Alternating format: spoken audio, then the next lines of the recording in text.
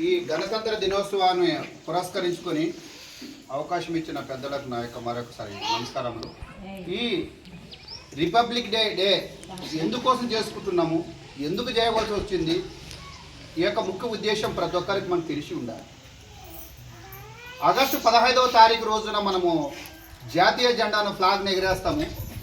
ఆ రోజు ఎందుకంటే మన దేశానికి స్వాతంత్రం రావడానికి ఎంతో అమరులు పోరాట త్యాగ ఫలముతో వచ్చిన ఆగస్టు 15వ తారీఖు 1947 అర్ధరాత్రి పూట విజయదినం రావడం జరిగింది. అది మనకు అందరూ తెలిసిన విషయమే. విదేశీయులు వ్యాపార నిమిత్తం వచ్చి మన దాన్ని పరిపాలించిన బ్రిటిష్ వారిని తెల్లదొరలను మనం పారదోలడానికి అది ముఖ్యమైన కారణాలు ఘటనలు చాలామంది ఉన్నారు. అల్లూరి సీతారామరాజుతో సహా కలుపుకొని సుభాష్ చంద్రబోస్ మొదలగు వారి వరకు ఉన్నది. అయితే ఆ కార్యక్రమం స్వాతంత్రం వచ్చినతో అందరితో ఆగకుండా మన పేదల ఆశాజ్యోతి అయినటువంటి భారతరత్న బడుగు బలహీన ఆశాజ్యోతి అయినటువంటి డాక్టర్ బిఆర్ అంబేద్కర్ గారు తెల్లదొరలతో పోయి మనకైతే అధికారం వచ్చింది, ఆ దాన్ని మనం ఎలా పరిపాలన చేసుకోవాలనే కాన్సెప్ట్తో డాక్టర్ బిఆర్ అంబేద్కర్ గారు భారత రాజ్యాంగంలో రావడం జరిగింది. భారత రాజ్యాంగంలో ఆర్టికల్ ప్రకారంగా రాసుకుంటూ రావడం జరిగింది.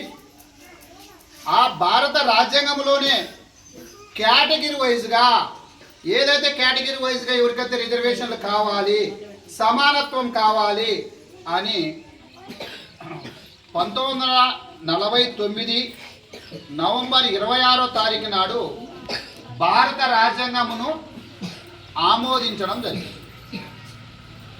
అది ఆమోదించడం అంటే ఏంటి? నేను కష్టపడి రేంబోలు మన భారతదేశ తలరాతలు రాసిన నేను ఈ రాజ్యాంగమును పట్టుమీద తీసుకోండి.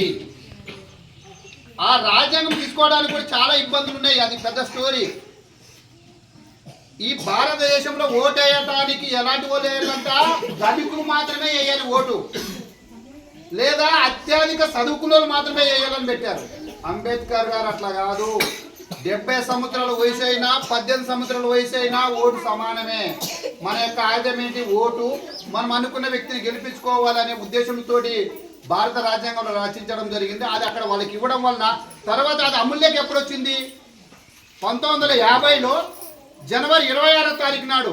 అందుకే మా బ్యానర్లో రాసిన నవంబర్ 26 నుండి జనవరి 26 వరకు భారత 77వ రాజ్యాంగం దినోత్సవ కార్యక్రమం. ఇది ఎన్నోది? ఇది 77వ రాజ్యాంగ దినోత్సవ కార్యక్రమం. కనుక ఈ మనం ఏం చేస్తున్నామంటే ఆ అంబేద్కర్ రాసిన మన పరిపాలన, స్వయం పరిపాలన మనమంతా చేసుకోవడానికి కోసము సంతోషంగా ప్రతి స్కూల్లో, ప్రతి ప్రభుత్వ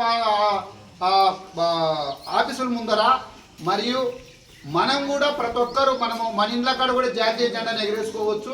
ఏ ఒక ఆఫీసే కాదు, మన బస్తీలో కూడా ఎగరేసుకోవచ్చు. దీనికి హోదా అది అన్నట్టు కాకుండా చేసుకోవచ్చు. ఈ తెలంగాణ వ్యవసాయ ఉత్తిదారుల యూనియన్ ఏం చేసిందంటే ఆ బ్యానర్ పట్టుకునే నవంబర్ 26 నుండి జనవరి 26 వరకు ప్రతి గ్రామంలోనే భారత రాజ్యాంగం 77వ రాజ్యాంగం గురించి అంతా వివరించి ప్రజలకు తెలపడం జరిగింది. ఈ గణతంత్ర దినోత్సవం ఎందుకు చేసుకుంటాము, ఎందుకు వచ్చింది, ఎలా వచ్చింది అనడానికి నేను ఈ అవకాశం ఇచ్చిన పెద్దలకు మరొక నమస్కారములు. ఈ ఎప్పటికన్నా ఇక్కడ ఉండి మొత్తాన్ని కలిసి స్కూల్ను అంత చక్కగా చేసిన ప్రతి ఒక్కరకు ధన్యవాదాలు. మరియు దీనికి మా యూనియన్ కూడా, నేను కూడా ఏ రకంగా సహాయ సహకారాలకు అందుకుంటాము. ఇప్పుడు మన గ్రామంలో ప్రథమ పౌరుడు మనకు గ్రామ సర్పంచ్ బుడకల వజ్రమ్మ కావడం వలన వారికి కూడా ఈ దృష్టి తీసుకుపోతాము. ఈ స్కూల్ కంపౌండ్ విషయంలో ఎప్పటి నుంచో పెండింగ్ ఉంది. మేడం గారు ఎన్నోసార్లు చెప్పారు ఈ కంపౌండ్ విషయం ప్రతి ఫ్లాగ్ సందర్భంలో. కానీ ఒకటైతే చిన్న విన్నపము, మనమందరం కలిసి జిల్లా పరిషత్ స్కూల్కి మాత్రమే దాతలుగా ఉంటున్నాము. ఇది కూడా ఈ స్కూలు ఇక్కడ అందరూ దృష్టిలో పెట్టుకొని దీనికి కూడా దాతలు ఇస్తే ఈ హెడ్ మాస్టర్ గారి చేతుల మీద ఇక కొంచెం మనం ఇక్కడ మొరం కొట్టుకోవడమా, ఇది మంచి చేసుకోవడమా అవుతుంది. ఇక్కడ నుంచి పోయి మనం 10వ తరగతి మాత్రమే దానికి దాతలు ఇస్తున్నారు. కాకుండా మన స్కూల్కి ఇచ్చుకుంటే ఇది మన బడి, మనది, మన పిల్లలు అనే దానికోసము మేడం గారు ఇప్పుడు చక్కగా చదువు నేర్పి మన గురుకుల సీట్లు కూడా చాలా మంది పిల్లలకు రావడం జరుగుతుంది. మంచి విద్యను అందిస్తున్నారు. ప్రైవేట్ స్కూల్ ఢీకొనే స్థాయికి ఉన్నారు మన పిల్లలు. అందుకు మనం అందరం మేడం గారిని గౌరవించుకోవాలి. మనము ఏదైనా పొరపాట్లు ఉంటే మనం క్షుణ్ణంగా పరిశీలించుకొని చదువులో ముందు తీసుకోవాలని కోరుకుంటూ ఈ అవకాశం ఇచ్చిన